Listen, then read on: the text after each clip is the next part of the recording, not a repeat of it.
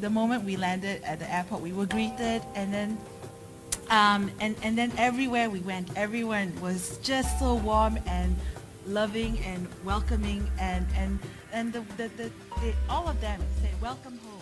Just everything was phenomenal. All the places that we went to, places that no one had ever been to before, places that had been closed for 30 years that we had access to. The guides were just so amazing. And I tell you what, if that's the place where you want to go, I've travelled with other travel agents, and I tell you, I wouldn't go to Egypt without going with QC. We were treated like royalty. We did stay, I would say, 7-star or beyond, every single place that we stayed at. All I can say is if you're a bit out there, I mean, one of our guides said, "Oh, if you're a bit out there..." It says, "Would you like to come on a private tour of Egypt?"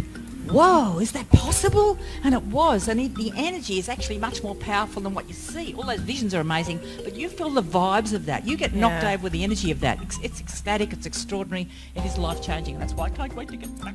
It's just lovely. What hasn't been mentioned is Abu Simbel and the Sound and Light show. You go all up there, and for me, cruising down the Nile was something out of this world. Beautiful. You keep getting off to see these lovely temples and things. This banquet we're having here looks pretty flash. How often do they put this thing on? And he said, "Well, I've been on many a tour group, and the last tour group I was with that had this sort of banquet was the tour group comprising the world's top 25 young millionaires." Right. So that's how special that was. Yes, I think the real words are a personal tour of Egypt. That's what got me into it in the first place. I'd been thinking about going for a long time, but I thought if I was going to go, I wanted to see it up close and personal so that you could really see how things have been done and put together.